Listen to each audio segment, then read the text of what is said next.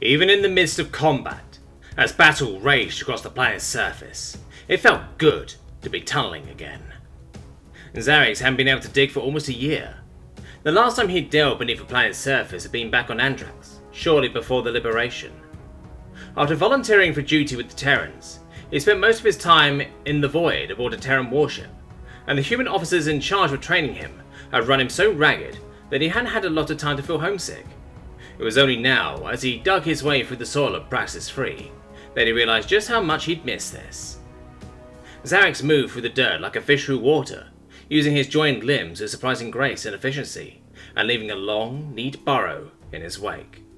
His twin antennae acted like sonar dishes, allowing him to keep a steady course and avoid large stones and other obstacles that might otherwise hinder the tunnel's progress, while the millions of finite hairs on his body provided continuous data on soil composition, oxygen levels, and temperature fluctuation. This was what he was born to do, and builders help him. It felt so good to be doing it again. The humans, Zarix had learned, had long lived in fear over what lay beneath the surface of their own homeworld. The Terrans had told stories for countless generations of mythical monsters that slept in subterranean caves, or fiery pits where the spirits of the deceased were tormented for eternity. He had been dumbfounded, and still was, for there was nothing to be afraid of. Here, beneath the surface, it was cool and quiet, and the only smell was that of freshly churned earth. The deep places were places of wonder, where giant crystal formations grew to towering heights, and seas of luminescent fungi glowed in brilliant neon shades of pink and blue and green. He shook his head, unable to help the chuckle that escaped his mandibles. When the war was over, his people could teach the humans many things. He'd even heard that some of the Confederacy's highest-ranking officials were so impressed by what his people had done on Andrax that they expressed interest in hiring Kalikian labourers to replicate such wonders on Terra. The humans' homeworld, as Zarix understood it, was small, but very densely populated, so the prospect of creating new real estate by building cities underground greatly appealed to them. Zarix, when told this, had thought not to laugh. Why had it taken the humans so long to figure that out? There was a dull roar somewhere topside, somewhere close, and the earth around Zarix shuddered. An explosion, he thought, and his moment of elation was replaced by grim resolve. There would be no new buildings, no grand new works, until the war against the Praxians was won. And if he failed to destroy the shield generator, peace would be that much longer in coming. He wondered if he would live to see it. How many of his fellow Kalikians were fighting and dying on battlefields across the planet at this very moment? How many of the builders' children would not live to see blessed Andrax restored to its former splendour? Zarix forced himself not to think about that. He had a mission, and the best way to honour the dead was to see it fulfilled. His fellow Kalikians, 6 in total, were digging right alongside him, carving tunnels of their own as they followed his lead. Zarix could not see them, but he could hear them and smell the specialized pheromones they emitted as they dug. In this way, each knew the exact location of all the others. Zarix could sense the massive bunker that housed the shield generator. He felt it looming ahead, squatting like a great, ugly pimple upon the planet's surface. As he and his squad got closer, he sharpened his focus, slowing his pace to sift through the dirt for any trace, any hint of what might be lying in wait. If the complex had been built atop the same material that made up its walls, the same material that had shrugged off orbital weapons fire, then the only option for the Terrans would be a frontal assault. Zarix did not even want to think about how bloody the butcher's bill for such an attack would be. But if he was right, if his hunch was correct, if his underbelly proved to be his weak spot, he shut his eyes, chittering a brief invocation in his native tongue.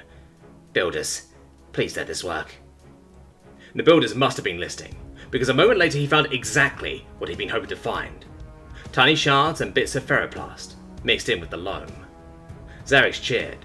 Ferroplast was a hard but rather cheap substance used in many sectors across the galaxy.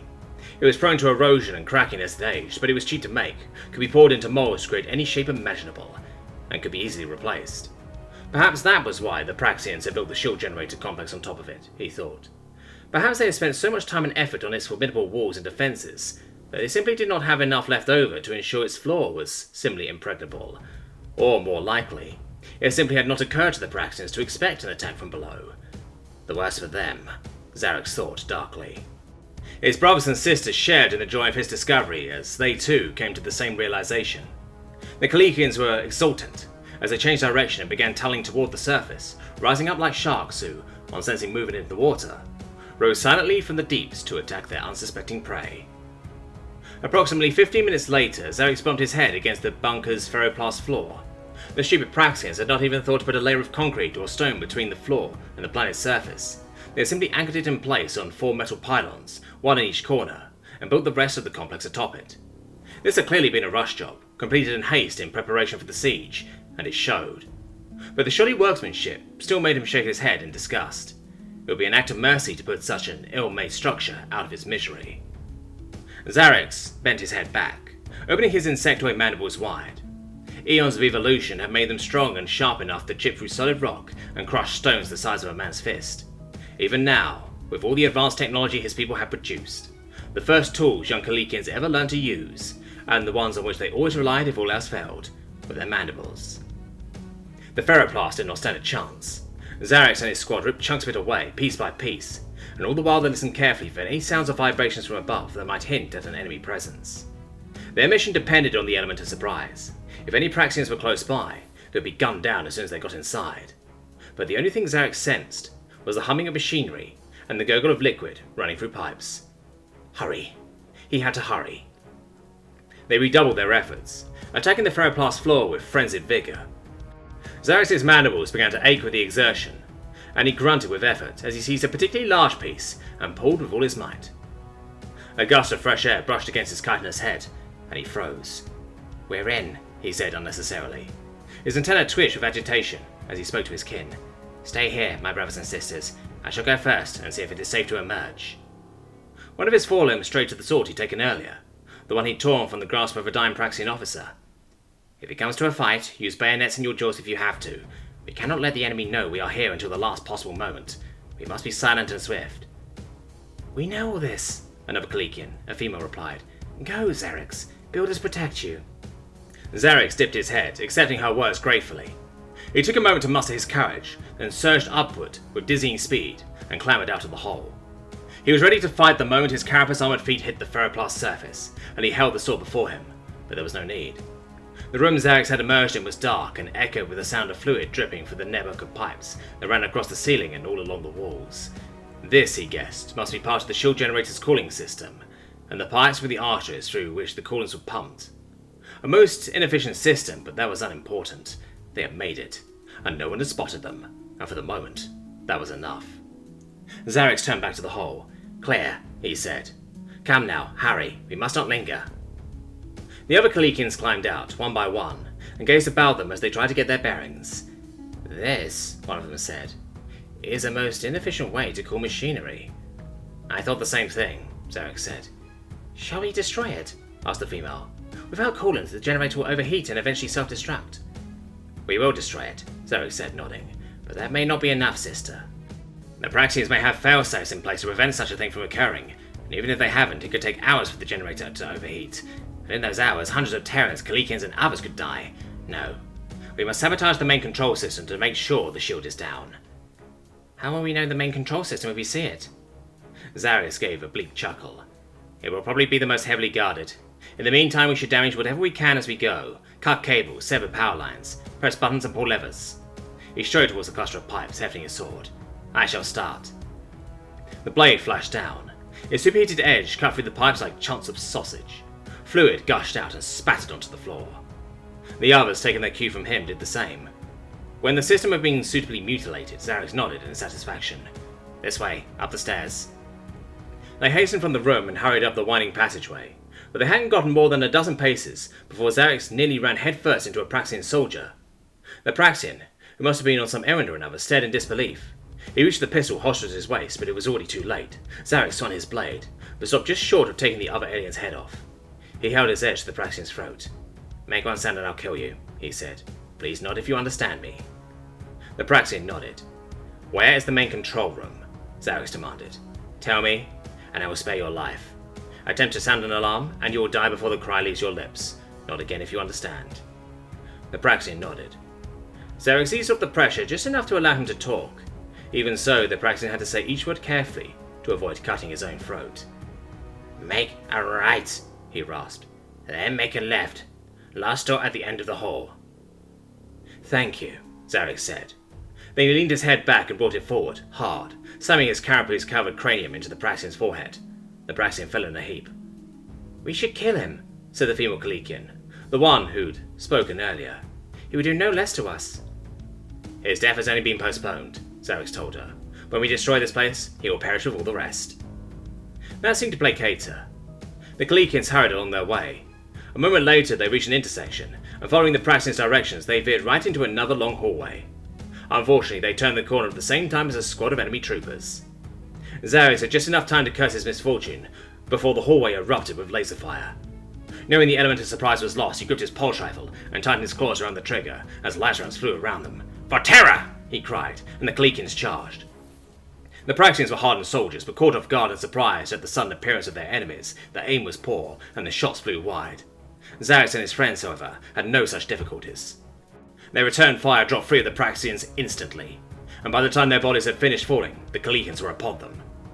What followed was a nightmare of bloody face-to-face combat, of bayonets flashing, of fists and feet kicking and punching, of blood that flew through the air in looping arcs and spattered the walls. Xerix bayoneted a Praxian soldier, felt the hot spray of gore in his face as the alien fell. He turned to slay another, only to cry out in pain as something smashed into the side of his head.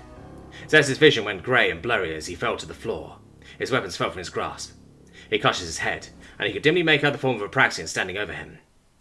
The other Kalikians, engaged as they were unable to turn and help him, for to do so would mean their own deaths.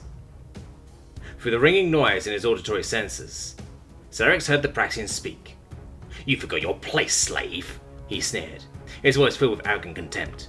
"When we have driven these Terran upstarts back into the void, your people will learn what happens when you rebel against your betters." "No!" Xerix screamed. Fury like nothing he'd ever felt before roared through him, and he spun to his feet, throwing himself at his enemy. The Praxian raised his weapon to defend himself, but Xerix clamped his mandibles shut around his arm and severed it at the elbow. The Praxian stared at the spurting stump and shrieked. Xerix didn't care. He clamped his dripping jaws around his throat. His mandibles crossed, then uncrossed like scissors. Snip. Something large and round fell to the floor, bounced and rolled off down the hall, leaving a dark, wet trail in his wake. Xerix dropped the corpse and turned, ready to throw himself back into the fray, but there was no longer any fray to throw himself into. The other Kalikians had finished the grisly task, but not without cost.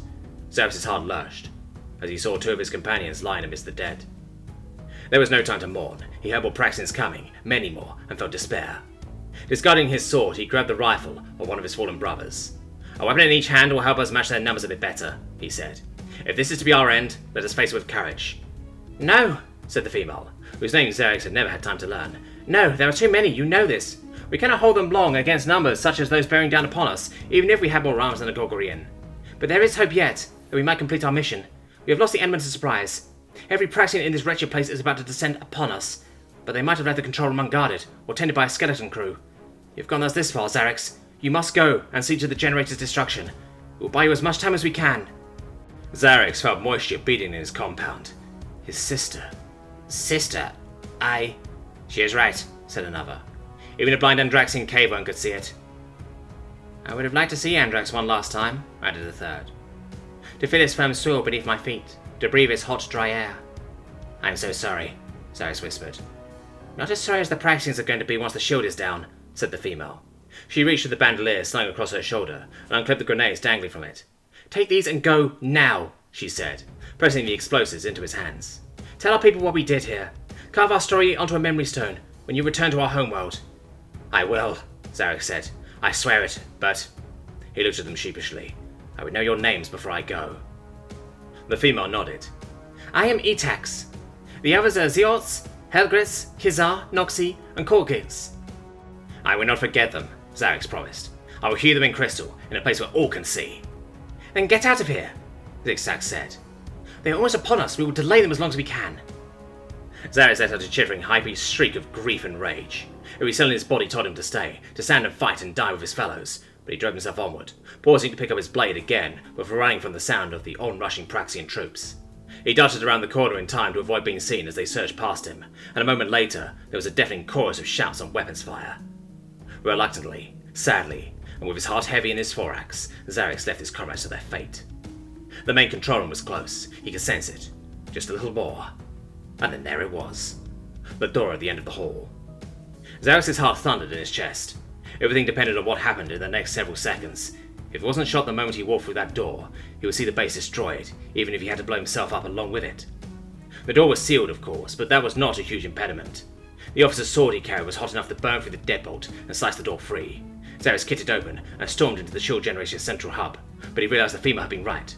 The room was all but abandoned, save for a handful of Praxian scientists who'd been monitoring the various panels and holoscreens. Perhaps they just realized that the cooling system had been damaged, because when they looked up, their faces were already pale with fear. Zarek made short work of them. The first two he shot, and when the third tried to make a run for it, he ran him down and drove his blade through his back. "For Andrax," he snarled. "For my people, for my friends, for Terra, for everything." He pulled the dripping blade free and turned to the nearest console. The blade sliced through it as easy as it sliced through flesh. A shower of sparks flew in all directions. Alarms began to wail, signaling a cascading system failure. Zarek paid it no heed. He activated the grenades and tossed them, almost casually, across the room. The explosives were of Terran make. He knew from his training that he had approximately 30 seconds to escape the facility before they exploded, and he also knew that it would take him more time than that to go out the way he came in. Nothing else for it then. Zarek got down on all fours and began gnawing at the floor as if his life depended on it, which it did. He bit and ripped and chewed as he'd never done before, until the muscles in his lower jaw ached from the force of each bite. In his head he counted down the seconds, knowing each moment lost brought him that much closer to his doom. 20. He ripped a large piece away, heedless of the way the chitin of his left mandible cracked under the strain, exposing the sensitive soft green flesh that lay beneath. It hurt tremendously, but he couldn't stop now. 15. Zarek wanted to live. He would die if he had to, but he really, really wanted to live. Someone had to make it out of this in one piece. He had promised the others. 10. He wondered if he'd feel any pain if he didn't get out in time. Would death come swiftly enough that he wouldn't feel himself being blown apart? 5. A final, Herculean burst of effort, and the growing hole in the floor widened just enough for his thin insectoid body to slip through. Zarek leapt through it, disappearing into the safety of the planet's bowels only a few scant seconds before everything blossomed into fire. To the Terran troops pinned down outside, the explosion was deafening, even over the clamour and din of war. Sergeant Gonzalez was one of the many knocked off his feet and thrown through the air by the shockwave, and a wave of dust rolled out in his wake, temporarily blinding him. The blast left soldiers on both sides stunned and disoriented, bringing the battle to a temporary and unexpected halt. But as the dust began to settle, both Terran and Praxian alike came to the same realization at the exact same instant. The shield generator was down. The way to the Praxian capital was open. A roaring, rolling cheer grew from the Terran lines, gathering force and volume as it ripped from 100,000 throats. Gonzalez laughed like a man possessed, relishing the look of horror on the Praxians' faces. He slapped a fresh energy cartridge into his pulse rifle and flicked the power to setting maximum. Then he shot a slack-jawed Praxian in the face. That broke the spell. The Terrans threw themselves at the demoralized foe, and the battle became a rout. Some Praxians tried to flee, others tried to stand and fight, but the wave of Terran infantry swept over them like a great ocean and left none alive in its wake. This was no longer a battle, but butchery, and the ground became so soaked in Praxian blood that Terran soldiers stumbled and slipped in their haste to press their advantage. Zarek' head emerged from the ground in time to see his comrades driving the Praxians back. The scene around him could only be described as total carnage. In the background, the shield generator complex was engulfed in flames, and as far as the eye could see, the ground was piled high with enemy dead. He looked away, saw Gonzalez in the distance, and hurriedly pulled himself out. Zarek had to run in order to catch up with him. "Sergeant! Sergeant!" Gonzalez turned, bringing his rifle up, but on seeing Zarek, he lowered his weapon and smiled at him like a proud father. "You did it!" he yelled, seizing Zarek in a bear hug. "You crazy son of a bitch, you actually did it!" Zarek nodded, but couldn't help the sadness that crept in his tone. At great cost, yes. None of the others made it out. They sacrificed themselves to distract the garrison long enough for me to complete the mission. They are the real heroes, not me. Gonzalez's expression sobered. "They will be honoured," he assured them. "All of them, as will you. I will nominate the lot of you for medals of honour, and when the Joint Chiefs hear about what you've done here today, they will but insist on it." Zarek stuck his head in acknowledgement, feeling sheepish. "Thank you, sir." He looked away. "Victory is a bittersweet thing, I am finding." "It is," Gonzalez said. "It never comes easily or without cost." He pointed upward at the Terran ships in orbit. "But thanks to you, they will help make sure the cost is not as high as it would be otherwise. You've done your people proud today, Zarek." Zarek's self-control broke then, and he wept. Gonzalez made no attempt to stop him, nor did he judge the Kalikian for doing so, as the armies of Terra advanced. Aboard the Glory of Terra, Admiral Benjamin Blake watching a live readout of the battle raging below, nodded with satisfaction as the bridge crew erupted with applause. With the shield generator's destruction, an entire sector of the planet's surface lay naked and vulnerable beneath the guns of the Terran fleet. He spoke without raising his voice, and the bridge fell instantly silent. Time to bring the ruin, ladies and gentle beings. All power to forward weapons. Batteries 6 through 10 to fire at targets in Sector 56692. Priority targets are enemy fortifications and trench lines. Aye, sir, replied the Chief Gunnery Officer. 56692, batteries at maximum. Commence target acquisition. The officer started her view screen. Targets acquired. On your command, Admiral. Blake nodded once. Open fire. Zarex was still trying to get himself under control when the Terran Navy opened up on Praxis 3. The first he heard was a noise like a freight train coming through the upper atmosphere. And when he looked up, he saw green lights in the sky that rapidly grew to blinding intensity as they fell like the thunderbolts of an ancient wrathful god. He could only watch in horrified awe as las beams large enough to destroy a small settlement fell upon the enemy. Entire lines of trenches were vaporized. Tens of thousands of Praxians were incinerated. Tanks and armored vehicles, while few were left, were turned to twisted shrapnel. Dirt was melted and turned to superheated glass. In less time than one could write it, approximately 90% of the enemy's remaining strength in that sector was obliterated. The survivors, reeling and stupefied with shock and horror, threw down their weapons in surrender. Wise move, Gonzalez said grimly, but I almost wish they hadn't. He turned to Zarex, reverting to his usual gruffness. Not quite done here yet, soldier. Get a guard detail together and round up the prisoners. Take them behind the lines and keep them under heavy guard until High Command tells us what to do with them. Yes, sir, Zarex said. Are we not advancing further? No. Our orders are to secure and fortify this sector before pushing on. If we go too far, we risk overextending ourselves. Understood, sir. Oh, and Zarex? Sir? Gonzalez arched an eyebrow. If you start telling anyone that I've gone soft or some shit, I'll have you scrubbing uniforms until you shred your exoskeleton. Clear? Zarex fought to keep the smile from showing in his voice. Clear, sir. Then be about it, and get that mandible seen to by a medic while you're at it. Dismissed.